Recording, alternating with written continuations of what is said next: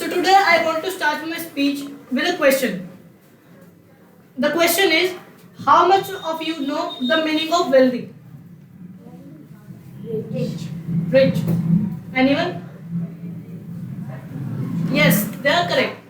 The wealthy means rich, and that is what we are taught from our education system and our school. And that also not a wrong definition, but many people, many philosophers have different approach and different thing of definition of wealthy. Like I knew a American architect. His name was Buckminster Fuller. He used to say that wealth is a person's ability. That if he stopped working today, so how long could he survive? And that is one of the best definition of wealthy according to me, because wealth is not uh, the money a person has. The wealth is the ability of a person that if he stop working today, so how long could he survive? Because if we also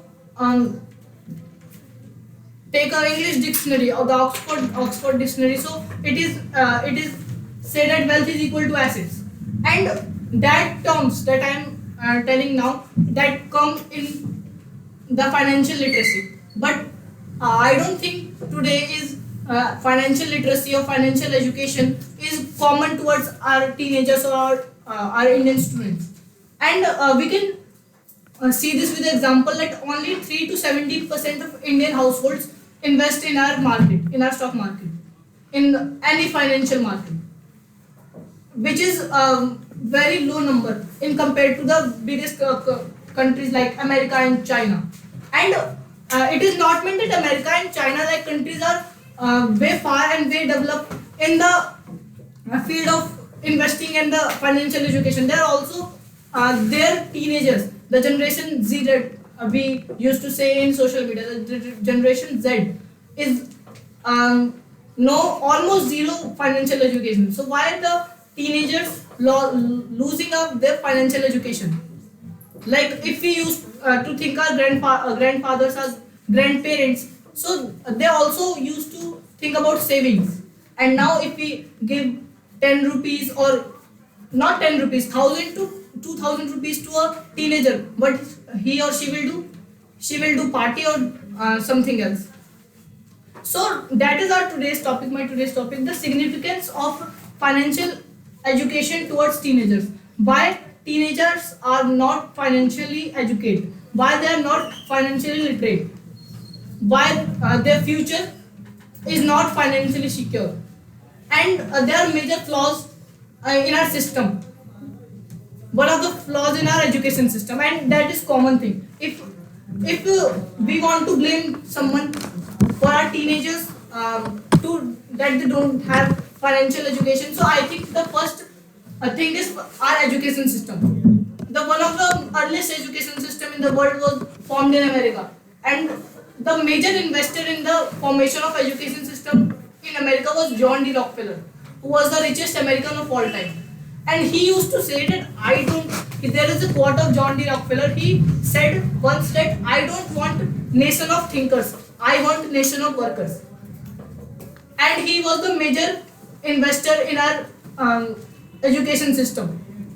So if the major investor of our education system will say that I want nations of no, I don't want nation of thinkers. I want nation of workers. So our education system will also produce the workers, not the thinkers. My many friends used to ask me that why I don't like school, why I don't attend my school classes regular, and I sometimes used to say that I don't think that what I have been taught in school is not relevant in my life. That I don't I my point is not that school is teaching us crap. My point is if we Albert Einstein once said that if we judge a fish by its ability to climb a tree, so it is a dumb creature. We should judge its ability of swimming. We should judge it by its ability to swimming. And I also think that Indian education system, not only Indian education system, every education system must have financial education. because still have many doctors, many engineers are struggling financially because financial education are not taught in schools. I If I ask a normal seven to 8th grade student that what is the meaning of asset or liabilities, I don't think he will answer. But I think every 8th to 9th grade student know that mitochondria is the powerhouse of the cell, and every 9th to 10th grade student must know that what is the whole square of a plus b, a square plus 2ab plus b square, right? And that's why I think that if a person should know that what is the power of the house of the cell, the first thing that will come out of our mouth is mitochondria. And because that is taught to us in our school, that is considered as the most important thing, and that is the important thing. But in biology field, in different field, I just gave the example of the fish. And there are many students, there are many students in India, in many countries that have knowledge and interest in the financial sector, but they are not teaching us financial education. The next point is, Albert Einstein also said that never confuse intelligence with education. It means that it is not meant that if a person is having good grades in the school or having good grade in his classes, so it means he is smart. A person like Elon Musk, Steve Jobs, and Jeff Bezos, these are the multi-billionaires, one of the richest person in the world now, and they are college dropouts. I think if we think that most of the billionaires in the world, Steve Jobs, Elon Musk, they are college dropout because just like most of the students, can't find the relevant thing that were taught in school according to them, and that's why they dropped out from college. If we like at now time, the mistake is not only of our education system, the mistakes is also of ourselves.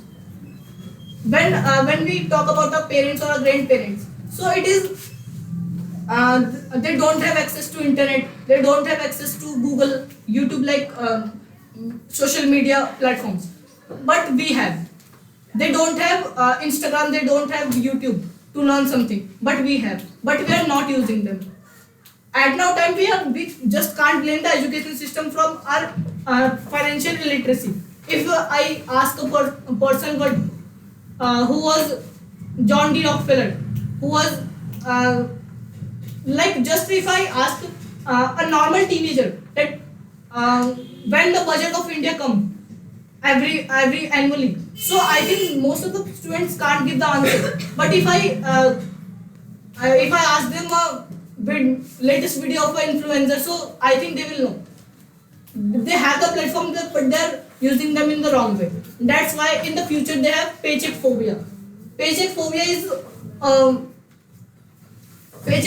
is not a officially term. It is made by me at my home.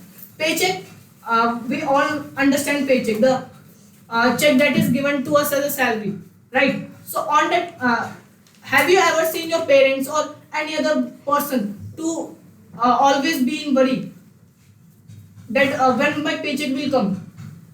And I think 90% of the students, not students, 90% of the employees are in the paycheck phobia, because they also already have this phobia in their mind. They all already worrying that if my company, if I will not do perfect work, so my boss will not give me check, and I will can't handle my family.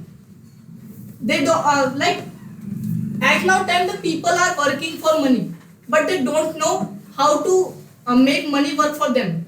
And that what is said by Robert T. Kiyosaki, and who was the writer of the #1 financial education book, Rich Dad Poor Dad. Many people don't know how to make money work for them. It means for acquiring assets. But what our parents, what our grandparents and our teachers taught us, that don't take them. At now time the debt, loan, these terms are taken as a negative form. if a person had debt, so I think most people will think he is poor and he can't manage his portfolio. But I don't think we can take loans from for acquiring assets which can put money in our pocket. But these things are not taught in schools or not taught by by our parents or grandparents. Because most of, if you will take loan, so what you will buy? Probably a car, a house, and that's our liabilities. They will take money out of your pocket. They will also take money out of your pocket. They will not give you money. But on the other hand, if she will take loan and she will acquire asset, so she can fulfill his needs, and she can increase her wealth, right? And on that time she is more wealthy than you. And if both of you stop working from the following day, so I think she will survive more days than you, right? That's just an example. So that's why I think that at now time, if I can't blame the education system, and also we can't change all the systems all over the world, but we can change ourselves.